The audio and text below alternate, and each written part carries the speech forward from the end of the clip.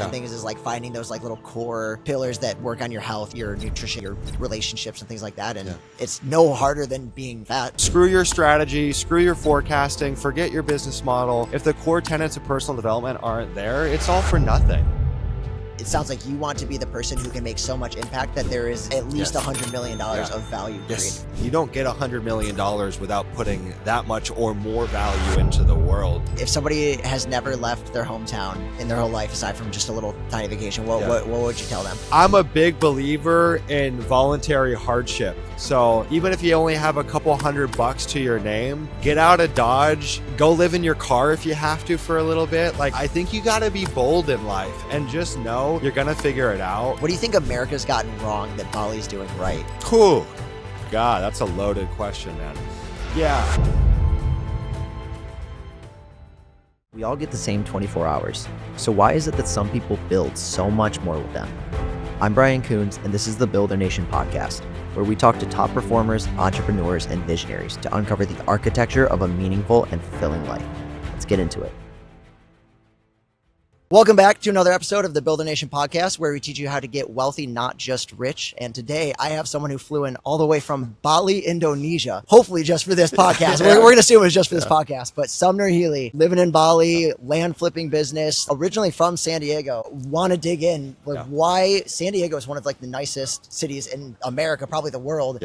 You chose to move. What sparked that? Dude, it's a good question. So I was born and raised in Big Sur. I don't know if you know, a small little town, central coast of California. Came down to San Diego in 2017. I thought I would be here forever. But I always had this like little idea in the back of my head of trying to live overseas. I don't know why. It was just always like a little vision. And I think sometimes those little dreams or visions you have are like, they're almost prophetic. It's almost like you're forecasting the future. And so I try to listen to those impulses. You know, I'm like, I think there's something there. And so my girlfriend, Sarah, and I, we started dating 4 years ago, and she had the same dream. And we had a beautiful English bulldog puppy. I love English bulldogs. And out of nowhere, she passed away. We had her for 6 months. She had a kidney failure. And so no children. We were renting a house, so no mortgage. And our dog died. So like, screw it, pack our bags. And we moved to Bali. And we haven't looked back since, man. Yeah, that's crazy. I feel like I call it like omens, right? Yeah. When it's like you kind of things align, whether good or bad, and it's like you have this feeling, and you're like, I should do this thing. Yeah. And as long as you take the action on it, like normally it sounds like you're never really upset that you do that. No, I really try to listen to that, man, and I try to like deliberately create time in my life, day to day or week to week, where I just have like white space, and I give my time to have those little visions bubble up, and I just listen to them, and good things tend to happen. So, yeah. That's crazy. So I guess how did you decide on Bali specifically? So my girlfriend visited in 2022. She went by herself. We had just started dating. She was like, called me immediately. She said, you would love this place. I thought Bali was its own country. I mean, I like literally knew nothing about it. I was like, okay. And then a year later, we visited in March. And dude, I was there for 2 days. I remember waking up on the first day, and we were staying in this like 3-story house. And I was on the 3rd story. It's open. And I was super jet lagged. So I woke up at 4 a.m. Then I watched the sunrise, and I can see the sun rising over the volcano. And I was like, yeah, I'm sold, man. This is my kind of place. And while the sun was rising, there's like prayer chants in the background, like a cacophony of sounds, and it's kind of chaotic, but I loved it. It's Asia is obviously so different than America, and I think it's polarizing. It's a love it or hate it place. Like, not everyone loves Bali or Asia, but I feel like I was meant to live there. I just loved it immediately. Yeah. No, it's funny. It's like I feel like there's a vibe of that area, and kind of like some of the people that go there. And it's like when it clicks and you're kind of like you experience that, you're like there's nothing like it. There's nothing like it. Yeah. I think too that like we all have places that we're meant to live, or where we perform at our best for whatever reason. There's just some places that resonate with us, and that was my place. And it's like it resonates on so many levels. I love the locals and the local culture, and just the beauty of their culture and how ancient it is, and their kindness and their warmth, and like they're some of the kindest people ever. But then you also have this like buzzing expat scene with cool people from all over the world, and you've got mountains and ocean, which I need both personally. So I'm like, yeah, dude, it's my spot, man. I love it. But I will say, it's been interesting coming back to America. So I was using this IRS exemption last year, which is a 30-day exemption. If you can claim that you live overseas and you only spend 30 days or less in America, you get some tax savings. So I did that last year, and I hated it. And I've realized there's so much lost opportunity when I'm not here at events or speaking or doing podcasts or walking properties or whatever. So I think this year moving forward, I'm going to do more like 2/3 Bali, 1/3 California. Interesting. Yeah. Okay. That makes sense because, your business being land flip, we'll get into it more. It's something, it seems like it's kind of like nationwide. Yeah. So it's a little bit easier for you to, you're remote 90% of what you do anyway. So it's kind of easier to do that. Where it is. Yeah. It's definitely like, I don't need to walk all of the deals that we do, but occasionally we'll get either really big land deal projects or I also, personally invest in real estate, right? Outside of the flipping business and flipping land. And so really hard to buy big long-term buy and hold deals without walking them. It's scary. So I'm like, I need to get on site to these properties. And then honestly, dude, like, we've got an amazing team. And at this point I run 4 different businesses all in the real estate space. And so we've got amazing people that we work with, but the time difference is still brutal. Like I'm not staying up all night taking calls, but I wake up at 4:30. And then what happens is I get hit with all of my meetings when I wake up. And I hate that. I need to start and be creative in the morning and then meetings later in the day. And there it's flip-flop, So that's so funny because I did a month in Bali and that was the biggest pet peeve was like, I'm the exact same way. I'm like, when I wake up, I want to like cook for like an hour or two, go to the gym, start my day slow and start working like, really getting into things like with meetings and stuff later in the day. And so it's like you don't have the caffeine yet. You don't you're just like trashed. Yeah, no, it's a lot, dude. And I like, you probably can relate to this too. Every day in business, there's wins and losses, just comes with the territory. And so in America, I start my day and the wins and losses, they drip throughout the day. But when I start in Bali in the morning, it's end of day America. So I just get inundated with a tidal wave of good and bad. And it's like my nervous system is like so much to handle. And it's funny being here, I feel like I'm getting more done and I'm probably 60% less stressed. And I think it's just the time zone difference. So there's an advantage. Yeah, no, I mean, I definitely feel like that's a real thing is like just when because it's like the energy you have. And strategically timing your work effort for when you have the right types of energy for it. And it does. I feel like it makes it easier, even if you're not even if you're working more. Yeah. No, 100%, man. So I think being in America is in my future, some kind of balance. And like, dude, how fortunate am I to go between California and Bali? It's a blessing. It really is a blessing. And I was like so happy to leave America and all the chaos of all the crazy shit that's going on in this country right now. And I was like, it's nice to step away, but I'm not going to lie. Some part of my heart of hearts, I actually did miss America too.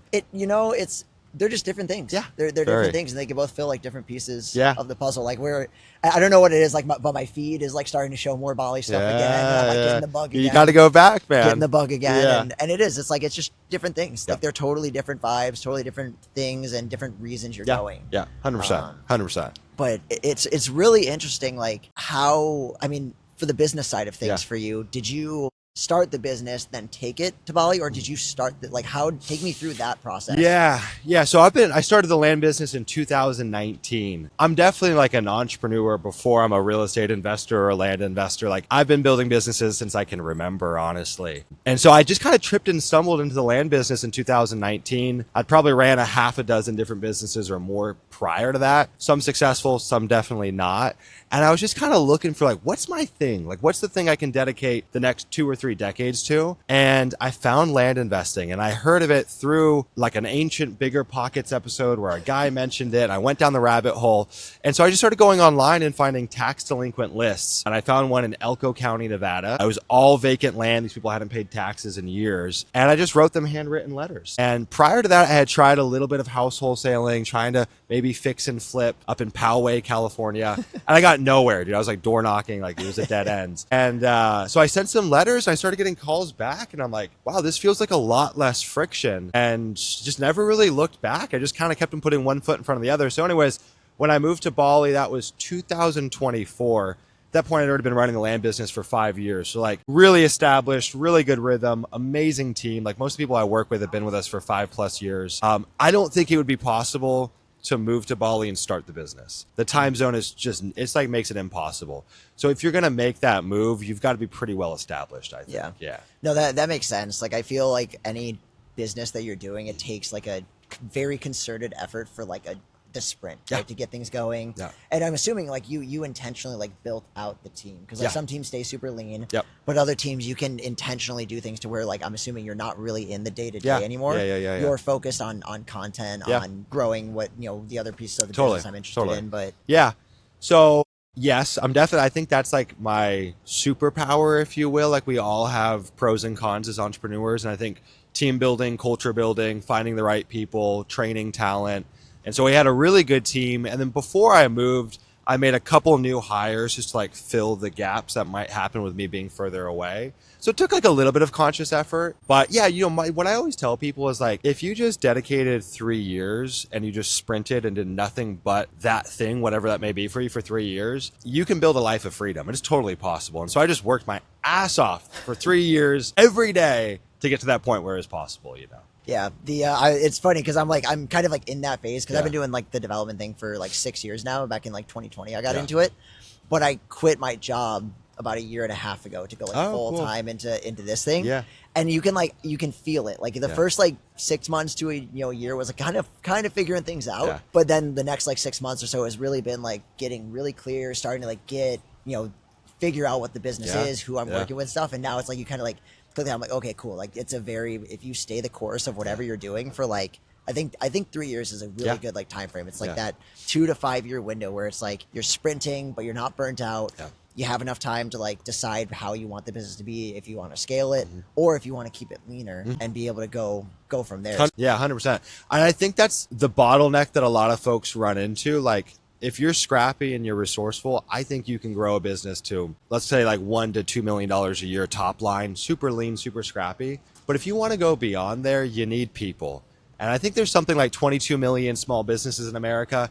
And I think only 2 million of them even have employees. Like, it is so rare to even get to that point. And I find that's where a lot of people run into friction and like it's really hard to move past. And so I made so many hiring mistakes and so many problems along the way to where I got to that 2024 moment where I was going to move. Like, I had spent years working on the hiring piece. And so I don't think I could have done it with a new team or anything like that. It's a massive learning curve, going from I'm the guy that wears every hat and does everything to I'm the guy that trains, recruits, and leads people is two totally different sides of the coin. It's a real learning curve. Yeah. Yeah. What did you learn from that process? God, I could write a small book on it, man. What did I learn from that process? Yeah, I think that the first thing is that, like, whether we realize it or not, I don't care if you're a salesperson or not a salesperson, we all operate on incentives. And so my business exploded when every single team member in the business had an incentive plan that was aligned to their role. And so everyone has some kind of hybrid compensation in our organization. That changed things. It's almost like being employee owned. We don't necessarily give out equity in the business, but everyone has profit share. And so you get people that show up like owners, right? That this is their business. It's our business. And when I made the change, just from that way of thinking where it's like, it's my business and you're the employee to no, it's our business and we're in this together. That was a huge shift for me. I think the next thing is that, like, I held on to bad fits way too long. You rarely are going to take a C- person to an A+ player. Maybe B+ to A- is possible, but I really just try to recruit people that are like pretty much an A out of the gate. And that usually looks like people that have already done the thing that I'm hiring them for. I used to hire based off potential. I could see this person being good. And now I'm like, oh, you've already achieved the results somewhere else. Great. It doesn't always have to be land related, but whatever their role is, they have relevant experience. I would say there are a few edge cases. Maybe 10% of the people that I've hired on potential have panned out into something amazing, but it's very, very rare. What else, man? I mean, I think our best hires in the business, I've kind of continued to level them up. And so I think that people always need they need to know that there's a way for them to grow within the role. I don't say, hey, you're coming in as a cold caller and that's the glass ceiling. We always have a plan of what's coming next and where you can go from there. So like our COO in the business started essentially as like a manager or almost like a VA. And so we've just kind of kept on moving the goalposts and saying, hey, if you can achieve this and you can get us to this point, upgrading your role. And so that's been beneficial for us. When we hire as well, I always define what does success look like in this role. And I make it very clear with them. So a lot of folks hire and they're like, you're a salesperson, go get to work. But I'm like, you're a salesperson. This is where we need to be in 30 days, 90 days, 180 days. And like, I just really define it. So they have something to work against. I find people rise to the occasion if they know where the bar is set. And so I used to be like most entrepreneurs. I'd hire the person. I'd expect them to know everything. I'd get mad when they didn't know it, but then I'd keep them around for too long. And yeah, all the usual mistakes. Well, I really like what you said about the aligning compensation structures to outcomes. Yep. That was something that I learned like in this time. I've went through a couple different people that I've worked with and stuff, and really like kind of setting it of like, what do I actually want to get done? And then how do I compensate based on like when they actually do those things, or like just in their day to day is like, what does right look like? Yep. And that like because it takes weight off your back too. Yeah. I imagine is like now they know what they should be doing day in and day out. Yeah. And they're trying to do the thing that makes you money, and therefore makes them money. It just makes it easier. 100%. One thing I would tie on to that too, which is a learning, and look, if someone might disagree with me on this has just been my experience. But if you're leading teams, there has to be some level of underlying respect. The feedback is not going to be taken that you give to someone if they don't respect you or they don't believe that you have high character. And so literally in everything that I do, whether I'm running a marathon or I'm challenging myself in some way, I'm always thinking my team is watching me. And if I'm not rising to the occasion and I'm not walking the freaking walk, they're not going to follow me into battle. And so I'm not perfect by any means. I misstep, I make mistakes, but I really try to be, I guess, somewhat aspirational. I try to create an environment where you're not just going to transform financially. Like, we're going to transform on all levels. Like, we focus on personal development and becoming our best self and all of that stuff where work becomes more meaningful. And I've really had to hold myself to a higher standard. And like, people aren't going to listen to me if I'm out of shape, if I don't hold my word, if I don't do what I say I'm going to do. And so I think there's a level of responsibility that I feel. And the more I've focused on that, the better our results have been. So that's just my experience for what it's worth. No, I think that's real. And like, obviously, you're in really good shape, dude. Like, you're in fucking really good shape. You. And you're kind of doing everything seemingly the right way. It's like you're posting, you're doing all the things that people like say you should do. Like, you're starting a business, you're creating a culture, you're physically like in shape, you're taking care of yourself, you're traveling, you're doing all of these things that generally make like a person a better person. Yeah. And I would imagine that like, it's like anyone who you're with, they're like, fuck, I gotta like go do these things too. It's like, clearly it's working. Yeah, I think you got to be about it, man. Like, you can't be the out of shape PE teacher or the leader that hasn't sat in the seat for like, I've been in every role in the business and I've done it at a pretty high level. So I have a context, I have empathy for the role people sit in. They trust that when I give feedback, I really know what I'm talking about. And I'm about it, man. And I live and breathe this stuff. Like, my passion is palpable. And so I just look at other people that are struggling with hiring and leading teams. And I'm like, I would have fucking listened to you. Hopefully I can swear on this podcast. I don't know if I can. So look, I'm sure there's many people that might disagree on that point, but that's been powerful for me. And it gives my life immense meaning, dude. Like, I take running teams very freaking seriously. And so, it's been my experience. No, so I mean, it makes so much sense. It's when you find that thing that like works. And I don't know, I always say like, you like focusing on like the day-to-day stuff is like going to the gym, spending your time doing something that generally creates value in the world and therefore creates, good people around you doing it. And like, all you do, just do those things daily. Yeah. Just do those things 100%. Daily. And like, you look back in like 5 years, you're like, I have a fucking awesome life. Like, And here's the thing though, I think I'm not perfect by any means. Like, I want to be clear, and I have good days and bad days. And like, it's not like it's all sunshine and rainbows, but I think a lot of people might hear this advice and they're just like, I'm going to discipline my way to this and just fucking grind it out. And I'm going to meditate and journal and go to the gym and do all these things. And I'm going to become such a great person. But for me, I everything that I do, I know this sounds weird, is somewhat effortless. And I feel like I'm very much in flow. And the way that I've done that, I think, is somewhat counterintuitive. I spent a long time building my identity first. And so I spent a lot of time thinking about what are the beliefs that I hold about myself and about the world. And if anyone's listening to this, this is the first place I would start with personal development.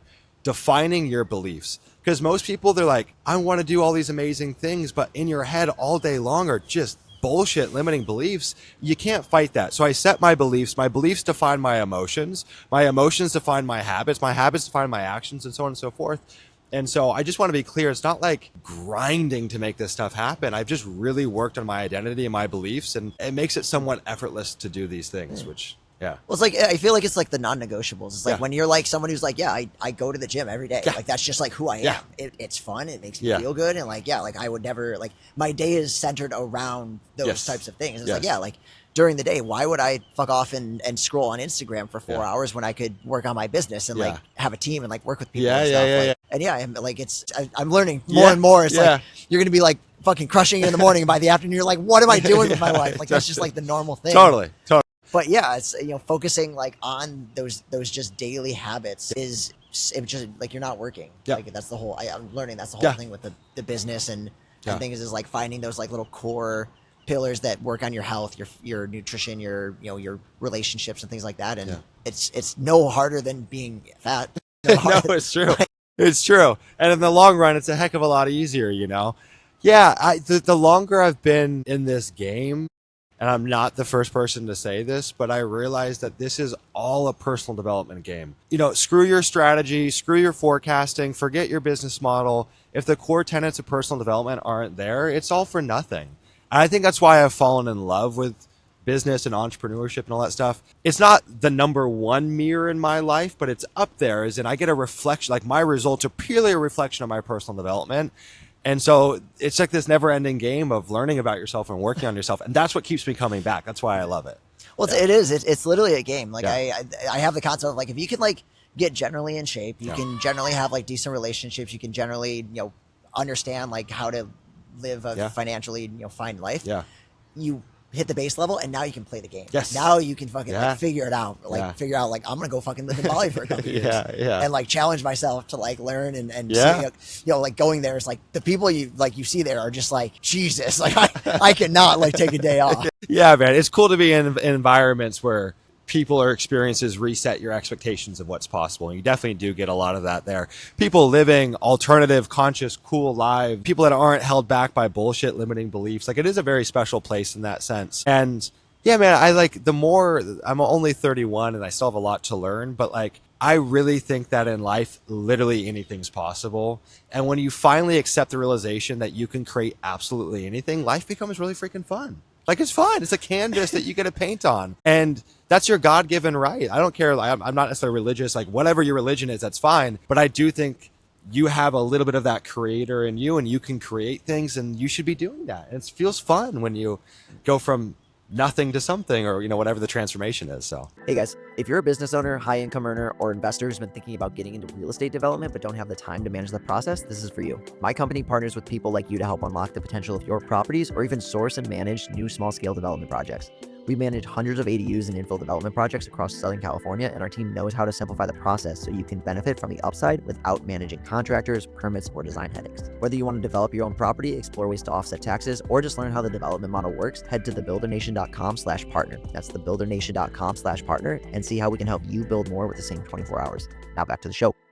I mean, we're so like just as a very tangible, like it's a Tuesday afternoon, and we're fucking sitting on the beach, like talking. Like, it's not a bad life with a mic. Yeah, totally. Yeah. So no, dude, that's you're very like you're living like exactly what I think a lot of people like strive for. That always say they would want. Like, oh, I want to be in shape. I want to go live abroad. I want to go, own my own business and stuff. But like, they're not always doing it. Yeah. Like, what reactions did you get when you decided to move to Bali? I think that there was maybe a sense of sadness with like my family, and that's been a little hard to be away from them. Same with some of my really close friends. In all the cities I've lived in, my friends and I have always moved with each other. Okay. So I've always had like my core group everywhere I've gone, which has been really special. And a lot of my friends just moved to Austin right when I moved to Bali. And so to kind of step away from that was hard. I think the general feeling though is excitement for me and maybe even inspiration. People are like, oh shit, if you can do that, I can do that too. But I will say it's been hard to, I'm not losing those relationships, but to kind of start over in a new place at 31 years old and rebuild your network is an interesting experience. Yeah. And to be far away from your family. So bittersweet, I would say. Yeah. For me and for them. Right. Yeah. No, that makes sense. And I mean, I did like 8 years in the military, so I was always traveling around and stuff. And so very much get like the not being around the family thing and the friend groups. It's like, especially like we're at an age that like the people you're friends with are probably having kids and like totally, and not, I don't know if that's like in your near future, but it's it's definitely like, it's a very crazy chapter changes. Totally. Everyone's going through a pretty big transition period right now, this age in our life. And I think I'm not far behind. Who knows when exactly. But, despite all of that, one thing that has been kind of like a life-changing habit for me, and something that I haven't really dropped in the last couple of years, is being very deliberate with creating plans with friends and family. And so I try to always have a big trip on the calendar with friends and family that I always get to look forward to. If you don't do that, entropy takes over, you get busy, it's an afterthought. And if you don't do it, someone else is probably not going to do it. So I actually planned a trip while I'm here. I had my mom in town, my girlfriend's mom, my girlfriend's dad. So we all converged here. This weekend I fly to Austin. I got a lake house with all my friends. And then I'm going to Colorado after that. We have a team retreat in Breckenridge. So we're all meeting there. And then in November, all my friends are going to Japan. So I've still tried to keep that habit. And honestly, that has made my life a 10x better to always have that to look forward to.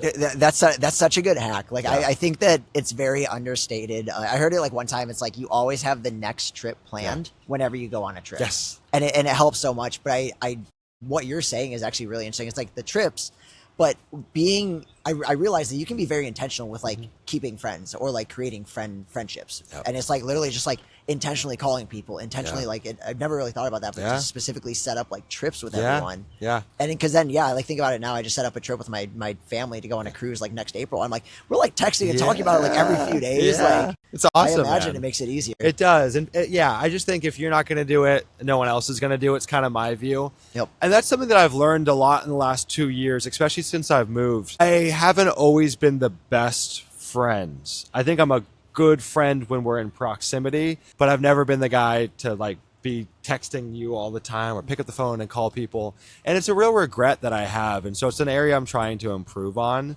And what I've been telling myself is like the same level of tenacity and enthusiasm you put to your work, you need to put to your personal life. And so I'm trying to take that same level of intensity, both in terms of like making plans and checking in on people and being a good son and brother and friends, but also just in terms of like having personal aspirations, I try to always have a personal milestone that I'm working towards that has nothing to do with work. Because sometimes you can get so lopsided where your life is just work. And when you start praying at the altar of the work gods and that's your religion, that's a slippery slope, man.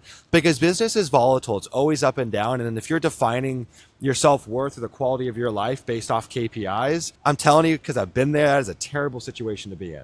Yeah. So trying to be more deliberate in my personal life. Yeah. It makes sense. And it's funny. I'm like, I have actually set up a CRM for my friends and family. Like, and so it's like, you can business the shit out of life too. Like, I think that's what people forget. Yeah. It's like, you can set KPIs for like, how many times have I called a friend this month? How many times have I like went out on a date with my girlfriend? Like these little things. Yeah. And it's like, you can do that and it helps you not forget about these other pieces. Yeah. Yeah, so important, man. I like the CRM idea. That's pretty next level, but I think it's a good point, man. I mean, entrepreneurs are scrappy, resourceful, all those things. So apply that to your personal life, and you'll be good. There's pieces like it is. It's like a little over the top, but it's like like when like birthdays, like when is things, and you throw them in the calendar. And it's like at least just a little like reminder. It's like hey, like happy birthday. Like goes a long way. Even that, like my love language is not gift giving. Like I know that for sure. So I'm like I just don't think about that at all. But it's like like a little text to like family members.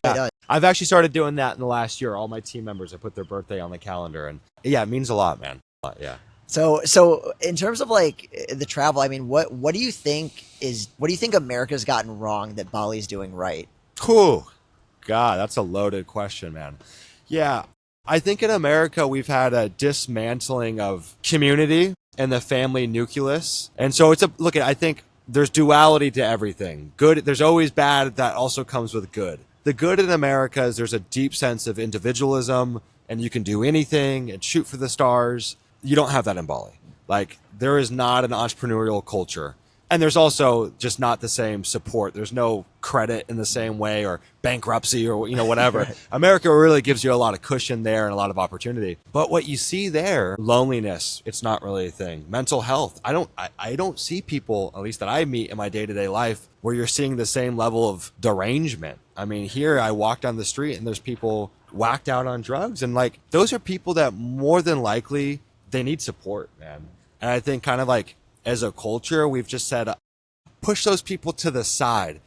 In Bali, there's literally no man or woman left behind. your community is going to look out for you. The nucleus is so strong. And I'll give you an example. The way it works in Bali is that the government's broken down into these band jars. You can think about a band jar like a zip code almost, but maybe a little smaller. And so that's like the local governing body. You pay them every month and they kind of like take care of you little wherever you live. But in that band jar for the locals, you're assigned a job. And that job rotates every 5 years. So you might be the trash person, or you might be the cook, or, whatever. And so there's just like, you have responsibilities and you can't neglect those. But what that does is that forces people to show up. So like 2 to 3 times a week, the band jar is getting together. And even if your family's small, you still have the support of your community. But most people also have giant families. And in an Asian culture, you don't leave the family nest until you get married. So right now I'm not married, so I would still technically live at home with my family. And there's just kind of like this sense of like, we're all in it together. Everyone pools resources, looks out for one another. And that even just extends into day-to-day life. Like if I got a flat tire in Bali, within 5 minutes, 10 people would be stopping trying to help me. You do kind of feel like you're a little more on your own in America. And I think right now you're seeing people that are lonely, disconnected, sad. I'm not saying that doesn't exist in some capacity in Bali, but to a lot less. Now, the flip side of that, I don't care what anyone says. And look, I'm super fortunate. Like I've had a lot of good luck in my life that I have to acknowledge. But goddamn, is there a lot of opportunity in America? Like truly, man. If I think about having to start over at the bottom of the totem pole in Indonesia or any other country, good luck moving up the ladder, That still exists in America, and that's not changing anytime soon. And there's just this like, you're almost in America encouraged to swing for the fences. Mm-hmm. And that's a beautiful thing. So double-edged sword, right? No, I think that's really like, I love that you didn't give just, one or the other. Cause I being from Ohio, I not make fun of people who have not like traveled or who kind of like stayed at home and never left and just never did anything. I almost question their capacity to have true opinions because they lack I would say a good amount of context. And so I think that's one of the biggest important things about traveling and one of the biggest benefits of traveling is you start to gain more perspective of other things and you can pick and choose. Just like when you for being in the military, it's like you have good and bad leaders and it's like I don't want to do that. I do want to do that. And you just kind of you're an amalgamation of all these things that you like and don't like. And so 100%, man. I think that's one thing in America I wish we encouraged more travel. And look I know everyone's got different finances, but travel doesn't even have to be that expensive. I mean, you could load up your car or hop on the Greyhound, and even just traveling throughout America, let alone going international. Dude, it's really been one of the greatest teachers in my life, and it's just given me an appreciation for the way there's so many different ways to live your life. I learned something from every culture that I experience. And it's given me this, like, I know it's corny, but this sense of connection, man. Like, I could be in bum freak nowhere in some foreign country, and I'm like, oh, you speak a different language and you look different than me, but we're actually the exact same. And so just giving me like, it's expanded the level of compassion that I have for humans. In America, we're always taught like, oh, we have enemies, Russia, China, they're so different than us. No, I've met these people, bro. They're exactly the same as us. And most people want good things for any person that they meet or the next person. It's governments that think it's us versus them, and they create this division.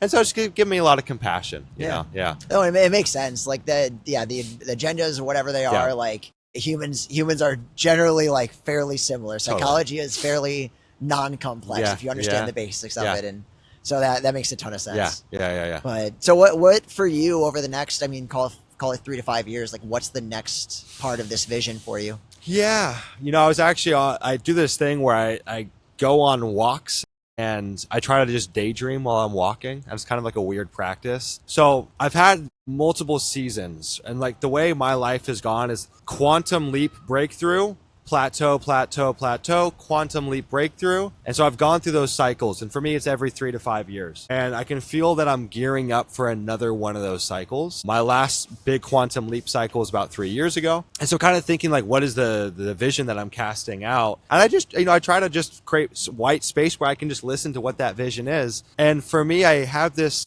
in terms of business, I'll apply it to business. I have this reoccurring vision, and it might sound stupid, and it has really not much to do with finances, but to get to $100 million in net worth. I don't know why. I know it sounds material. I swear it's really not about the money. But for me, it's such a scary stretch goal of who I have to become to get there. And I don't know exactly how or when, but I know on a cellular level that I can do it. And I think it's probably from exiting the software business at some point, but I really don't know how it's going to materialize. And I just think I have to become such a different person to pull that off, because our businesses have been growing for the last couple of years and things are good, but I'm not, I'm 5 to 8% of the way there, depending on the year. And so I have a lot that I have to go through to make it happen. And it has nothing to do with strategy or new business models or anything like that. It has everything to do with me. And so that call of trying to do that excites me. I think on top of that, building my family. For me, that's kind of like, that's just the next thing. I'm ready to have children and to start my family and to open up that next chapter. I first need to propose and get married, but I've been I've kind of been slow on that one, my girlfriend would say. But I feel like that's the next thing. Now, in order for me to do that, though, I think that I need to become a better son and a better brother and mend some of the stuff in my existing family. You see, I think a lot of people have family relations that went sideways. Screw that. I'm just going to start my own family. And then they bring those same patterns and behaviors that they didn't like about their parents into their new family. And so I want to make sure that I cut the cord there. I have great relationships with my family. I'm starting with my own belief system for starting my own family, because I grew up in an interesting dynamic, to say the least. I love my family, but there's some bumps along the way. And so, yeah, man, that's the next chapter for me. And then beyond there, it's really about scaling impact. Like, we've worked with almost 1,000 people now inside of our coaching program. And I think that land investing is like the ugly stepchild of real estate. No one talks about it. But I think from a flipping perspective, from like an active income perspective, I would pit it up against any other strategy. And I would argue that it's one of the best out there. And so bringing awareness to that, right? We've created dozens of millionaires, hundreds of people that have hit 6 figures. And so I know we've got a model that really works. I want to get that in the hands of 10,000 people, 50,000 people, 100,000 people. And there's no reason that's not possible. And in order to do that, I just need to give more. For example, we've been running events for the last couple of years and we might get 200 people in the room. I want 2,000 people in the room and then 5,000 people. And in order to do that, I just need to give more and I just need to put more out there and good things will happen. So yeah, there's layers to it, I guess. Yeah. And it makes sense. And to go back to like the number goal, I think that the way you're explaining it's coming from a place of impact, not financial gain. Yeah. It's like, it sounds like you want to be the person who can make so much impact that there is at least $100 million of value created from it. 100%. And I live a simple lifestyle. I mean, I probably live on $100,000 a year. Like, I don't spend that much money. So like, it really is not a material thing. I think it gives me butterflies and it scares me. And I kind of like that, and yeah, you're right. Like, you don't get $100 million without putting that much or more value into the world. And so that's exciting as well. And I'm a big believer that life becomes really fun when you're creating. And so to go through that act of creation and be like, I have no idea how I'm going to do it. And then you start kind of playing like an artist and you're like, okay, let's see how I could make this happen. That game is addicting to me. To say, I have no idea how I'm going to achieve it, but I cast the vision and I start working on it. And then you just let life take over. And that's fun to me. To me, like, this just sounds so counterintuitive, because business doesn't seem spiritual or anything like that. But for me, it kind of is a connection to something higher, because I'm just a creator. I'm just creating. And it reminds me that, like, damn, there is so much more to life. Like, the fact that I can create anything is really fucking cool, man. And it kind of makes me reminded that there's a lot more going on than just this little 3D experience. There's more to life. So it's cool. Like, you can tell it's like you've taken the capitalistic, opportunities from America with like the groundedness of like Bali. Yeah, it's the two worlds. And that is what has led to the leopard shirt today, which I am so here for. Thank you, brother. Yeah, it's a good point. That's an astute point, man. I think you're right. Yeah. Unintentionally, I never thought about it like that. But yeah, it is those two worlds merging. No, it's noticeable, which is awesome. Thank you, Rad. But, well, cool, bro. So, I know we didn't dig super far into your land. Let's get deep. We have time. Yeah. Do you want to get deep? Yeah. We can get technical if your audience give me a little bit of like the high level, because I know you said you have a couple businesses. Yeah. So I'll give context first. So I started the land business in 2019. A few years after that, I launched like a community coaching business. And so we sell a lot of land through a platform called land.com. I don't know if you've ever heard of that. It's owned by CoStar. And so I was getting people cold emailing me and they're like, I see that you're selling a lot of land. Like, you're not an agent, so what are you doing? Like, what can you explain?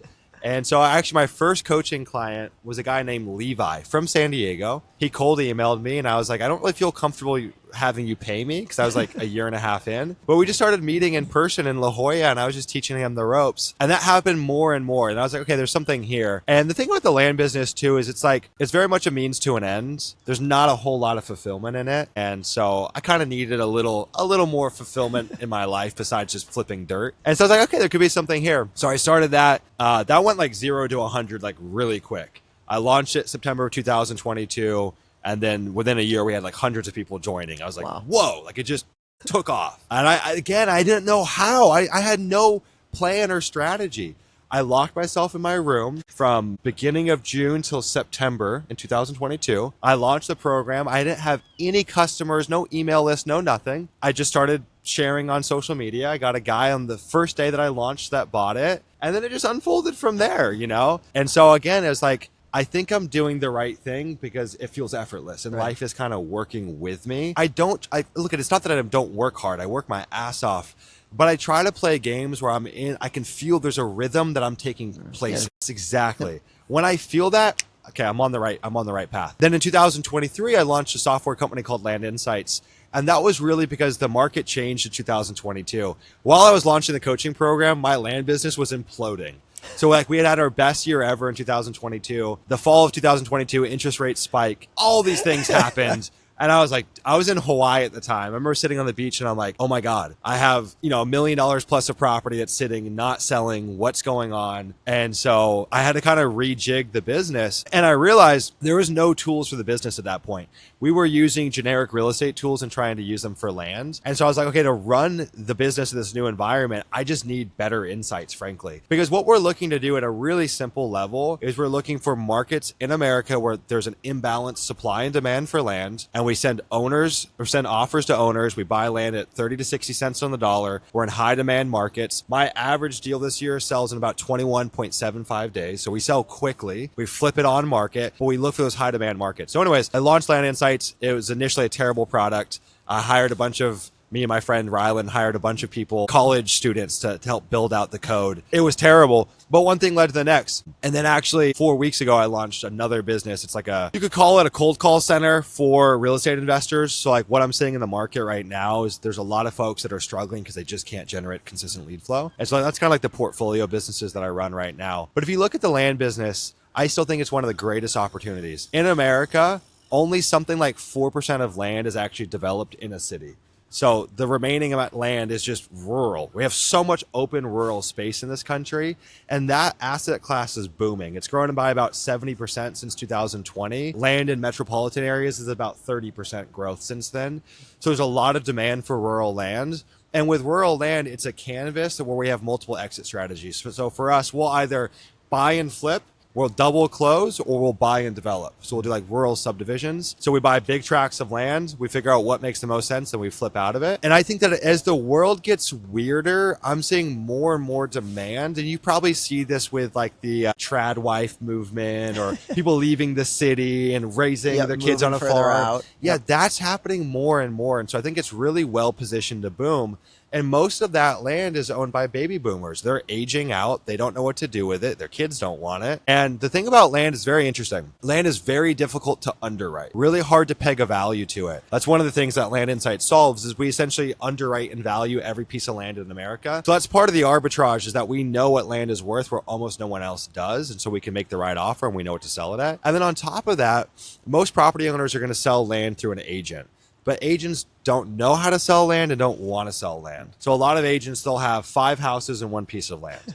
Which one are they going to spend more time on? The house! Easier to sell, bigger ticket price, bigger commission. A lot of agents don't even know how to find land. Most land has no situs address. So you got to use coordinates to get there. And so there's like this weird mismatch where when a seller goes to an agent, that property might take 6 or 12 months to sell, and agents always misprice land. And so we come in and we say, look at, you can sell the property in the next 21, 30 days. We'll make you a cash offer. Yeah, it's not retail, but you can get rid of it now. A bird in the hand is better than 2 in the bush, better than waiting for 12 months and then you don't know what you're going to get. And so you've got all of these forces where it's like a lot of supply for people that want to sell, a lot of demand if you're in the right markets. And again, land is a canvas. And so inside of our community, we've got people that entitle land, rezone land, subdivide land, flip land. Like there's so much that you can do with land. And if you look at most real estate, what's actually creating the value? It's the land. The building's depreciating every year. The land is actually where the value is created. And so if you can own the dirt, you have optionality that most house people just don't have, you know?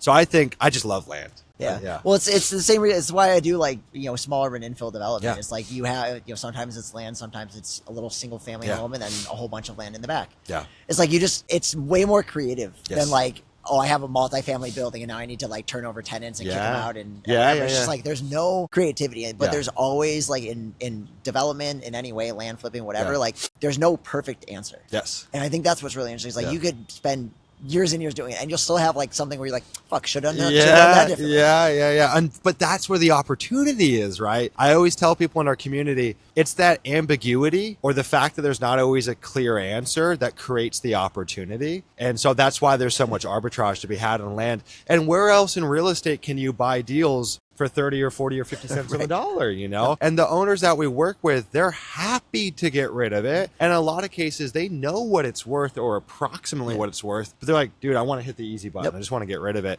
Try doing that with houses. You're going to get cussed out. They're going to say, screw off, Now, to be clear for everyone watching this, I'm not saying that land investing is somehow rivaling buy and hold, like real estate investing. This is akin to house wholesaling or fix and flipping.